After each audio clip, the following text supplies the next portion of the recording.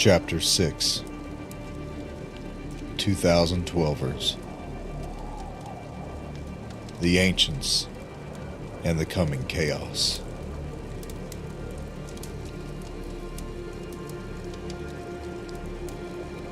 The victims of human sacrifice by ancient Mayans, who threw children into water-filled caverns. Mayan priests in the city of Chichen Itza sacrificed children to petition the gods for rain. So the children were offered as a way to directly communicate with Shak, their demonic god. January 23rd, 2008. News report Reuters with archaeologist Guillermo de Anda from the University of Yucatan.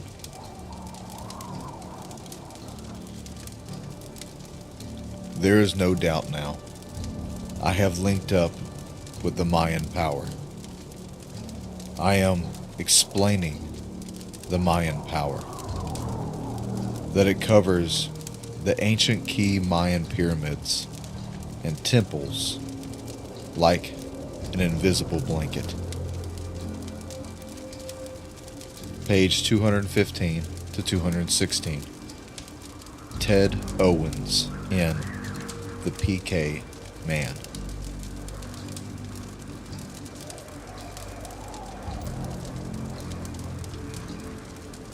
There seems to be a new wave of excitement swelling all over the world, and it only shows me how far from the truth and the Spirit of God many have gone.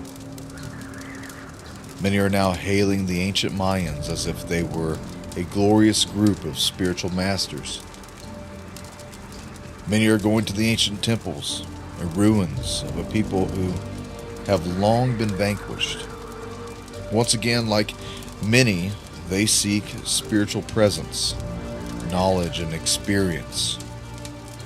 It is clear they are getting what they are looking for, or are they? These spirit seekers are getting something that the Mayans themselves got. But hasn't anyone seen where that led them? Vanquished and in ruins.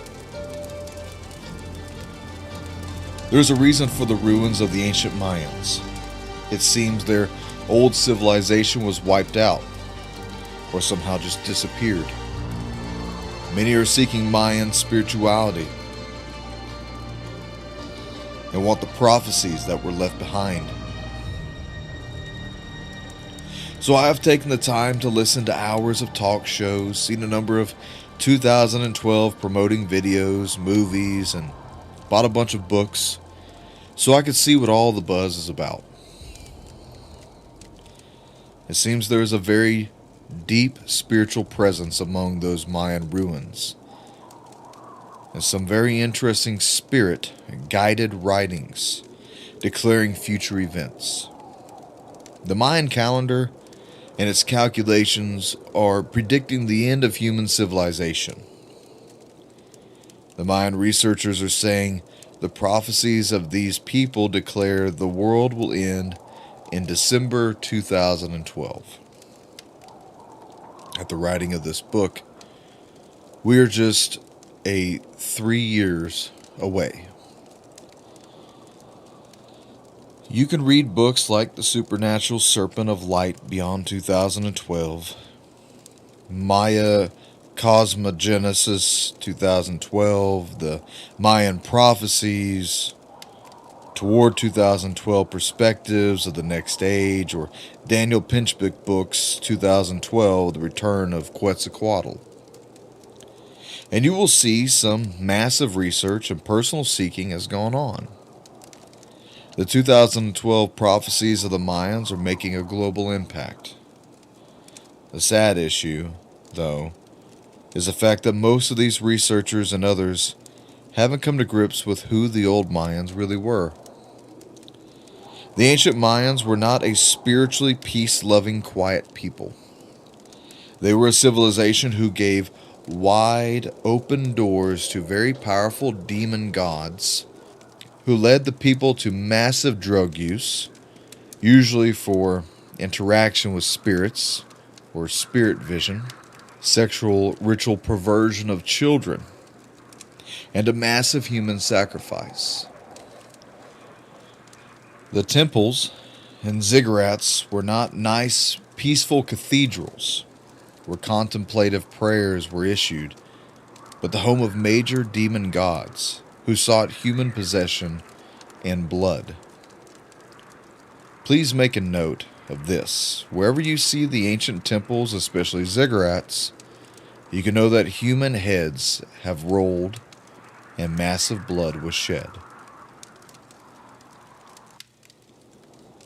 The dark gods of the Mayans were Chak, Kinich Oal, Yumul Kasab, Yum Simel, Ixtab, Kukulon, Ixchel, and of course Quetzalcoatl demonstrate the attributes of demons.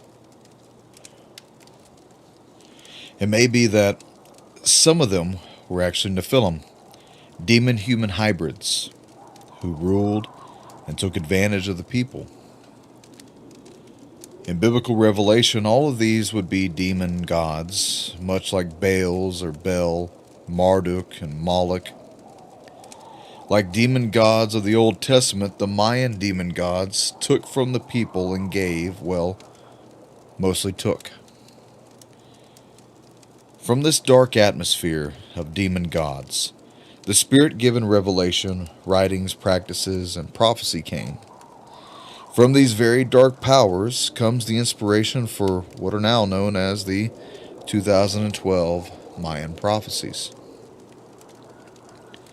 The premise of the 2012 Mayan prophecy is that a massive catastrophe will occur, wipe out most of everything, and end civilization.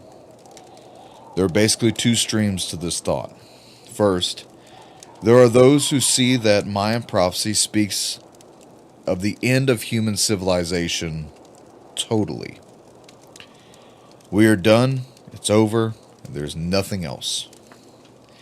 Second, the major views out there hold there will be a massive catastrophic event, and it will destroy much, but not everything. The sense is out of the catastrophic chaos will come a new humanity with a whole new future. Many I have heard are postulating a needed Earth evolution, that the Earth is out of balance and the spirit of the Earth will cleanse itself of all the bad and start over. Well, that's one way to deal with sin, greed, and evil, but where do all the people go? Who gets to stay? What force decides who is good or evil and gets rid of the bad ones? This is the picture we get from the summer of 2009 movie with Nicolas Cage called Knowing. It is about prophecy, the end of this world, and the saving of some people to start all over. But the concept doesn't stop there. Author and radio host Whitney Strieber, who wrote Communion and other books put out this year, the new book 2012, with a subtitle that truly fits, A War for Souls. I wonder now whether or not in all the streams of Luciferians and Satanism, Mayan prophecy, the New Age belief, and occult secret societies, if the participants have seen that there is a hidden hand behind them, guiding their work and revealing a plan. This hidden hand is really the same source or presence weaving its thread among and within each of them.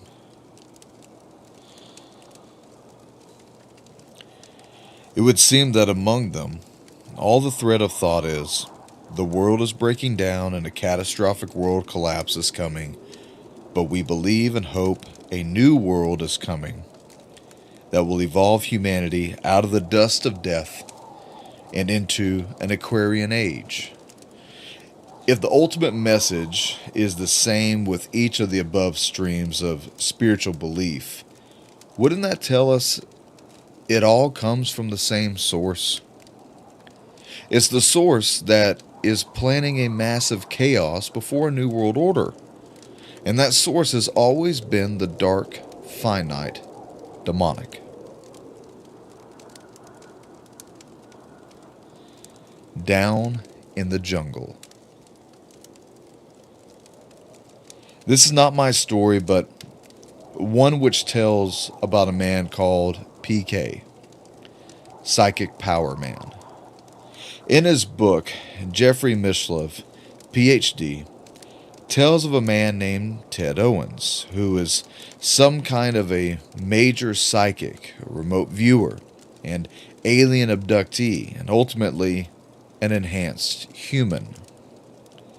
This man is said to have received psychic powers from non-human intelligences, and used those powers to affect events and predict future events. In the development of the story of PK Man, we find him going down to the Mayan ruins temple to seek contact with the presence there. But what is that presence?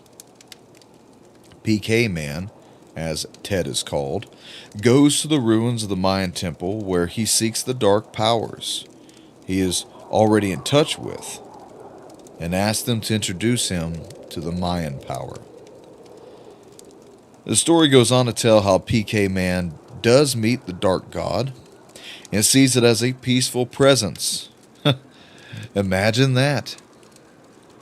The spirits who were there in the past are there right now. They are ready, as they are all over the world, to invited new recruits. All I can think right now is, what big teeth you have, Grandma. As in the past, so in the present. Going back to the Bible, the demon gods who engaged the people at some point began to seek human sacrifice. 2 Kings chapters 21 to 23 show the progressive development of Manasseh and the doors to the demonic he opened. It ends in tragedy with human sacrifice and Manasseh slaughtering his own living child. My point in all this is that the demons never change regardless of where they come from. Whether from Old Testament or the Mayan society, when the demonic gods are allowed to manifest, the blood will flow. If the doorways to these gods are found and opened again, they will seek to set up the same spiritual evolution that will end in human transmutation and blood sacrifice. 2 Kings 21 says, "He built altars in the temple of the Lord, of which the Lord has said, 'In Jerusalem I will put my name.' He built altars to all the starry hosts. He sacrificed his own son in the fire, practiced sorcery and divination, and consulted mediums and spiritists. He did much evil in the sight of the Lord."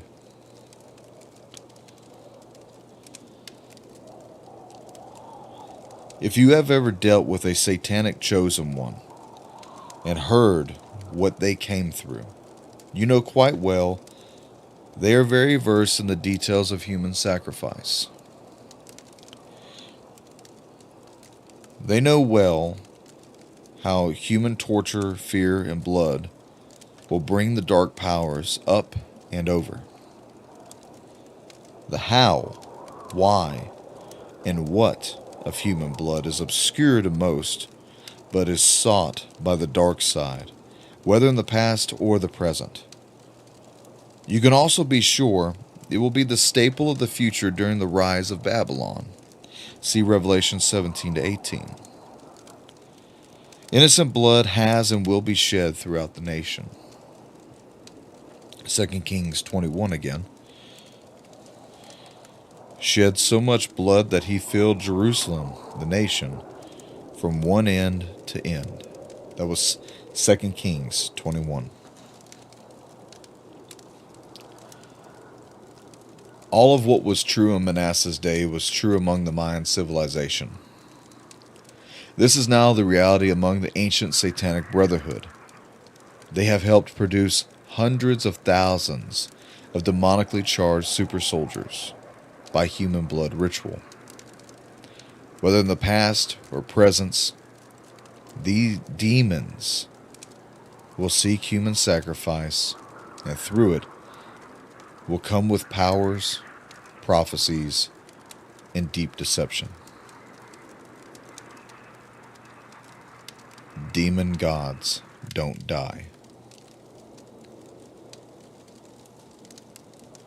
If you find and open their doors, they will come again. The theology of the demonic is that their nature is evil and eternal. Satan and demons don't die. Try if you want, but in the scriptures you will not find any reference to the death of demons.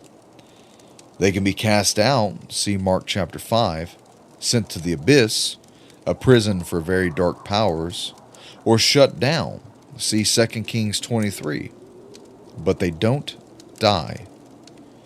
So as researchers and spiritual seekers look into the dirt of the temples of the ancient gods, what they don't know is that they, the same demon gods, have been waiting for new inquirers for a long time. These dark gods may have even been the ones who have been calling and whispering for new servants, and the danger right now is that many are willing to listen. The dark gods of the Mayans haven't died. They were shut down by the hand of God. They are not dead, just waiting. And if you answer their call and open their doors, they will begin again. 2012'ers, beware.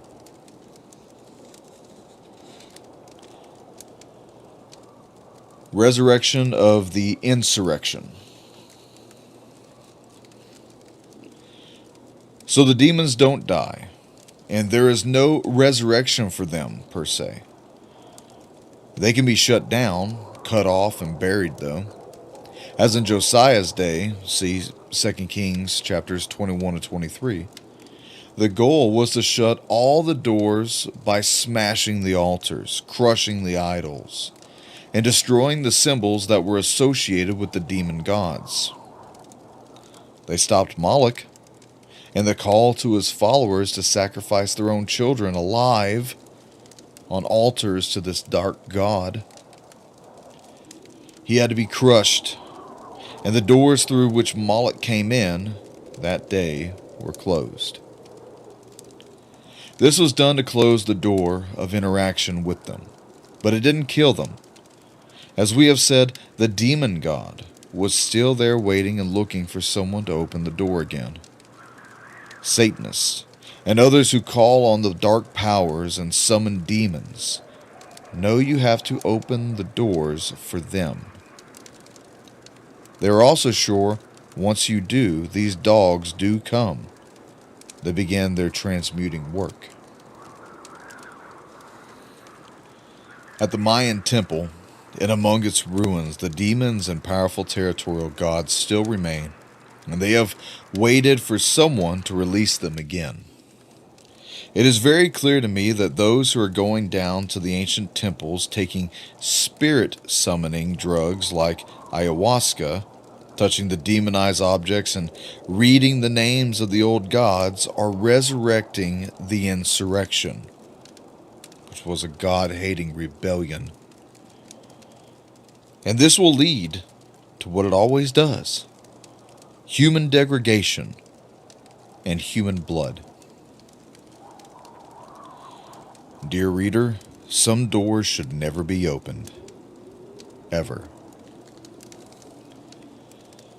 It's very evident today that millions are opening these gateways, or at least answering the knocks of the old bloodlusting dark powers.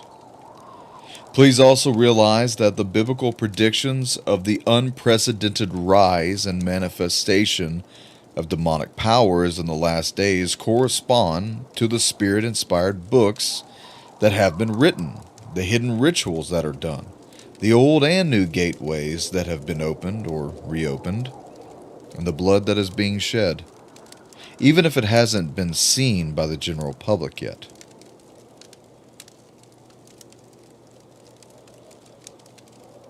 Where did the Mayans go wrong?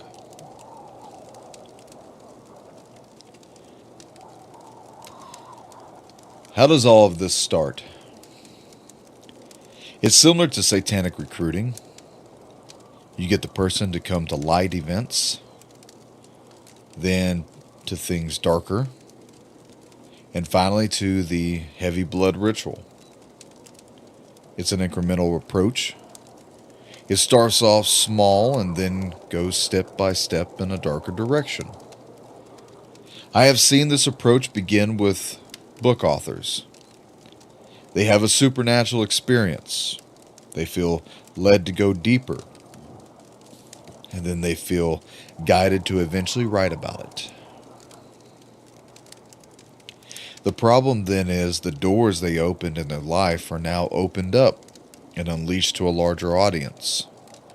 Daniel Pinchbeck, in his book on 2012, he does this, and so does author Courtney Brown in his work on extraterrestrials. Both have their experience and engagement with a spiritual, non-human source, after which they write to tell others, and then the doors to deeper and darker experiences occur. One known author, it is vividly clear, knows how this all starts. I wish Craig Hines would have known better than to follow the call of seducing spirits. Sometimes they start with a whisper, knock, or even with a curious dream. In his book, Gateway to the Gods, a book that helps to open the door to the old, dark, and deceiving spirits, he tells where it began for him. Why does he do it? Like many who have been engaged with these fallen spirits, he tells us how he was led. On page 26, he reveals how it all starts. I began having some rather disturbing dreams involving a dark, shadowy entity that seemed to be stalking me. Like there was actually something else in my head making its presence known. A cold December morning, at 3:04 a.m. to be precise, it seemed as if the thing actually came out of those life-altering moments. From here, Craig is led to a variety of events, research and engagements that led him to write a book, and that book opens the doors to the dark, deceptive side of the spiritual evolution all real Luciferians hope for. One should note, it started with a dark, shadowy entity.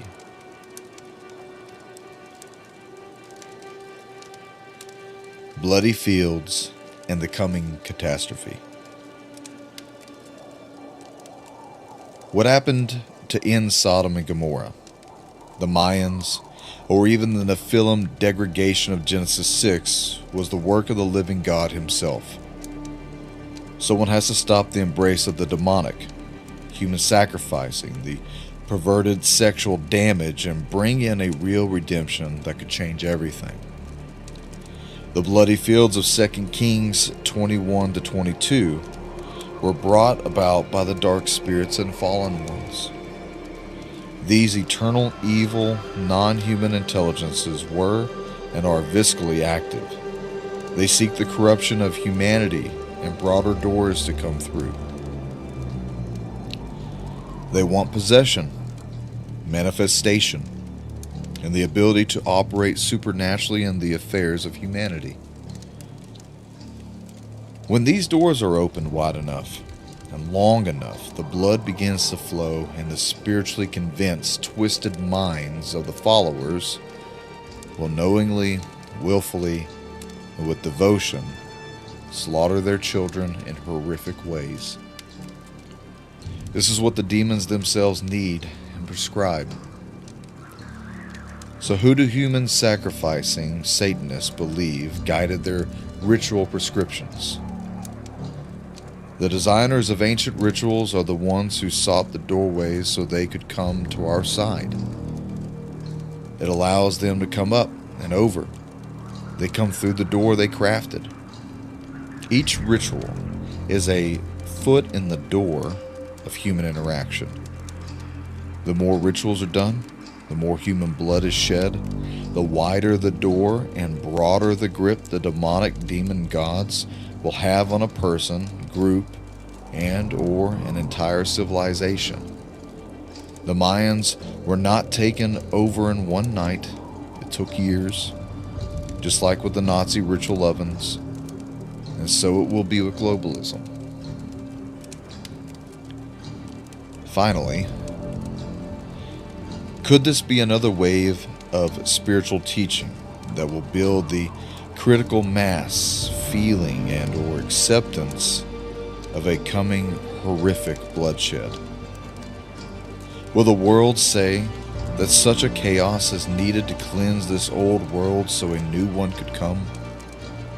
Did the demons reveal their playbook of a coming chaos among the ancient Mayan priests? If they did, it was through the practice of human sacrifice, and that always spells out the end of a civilization.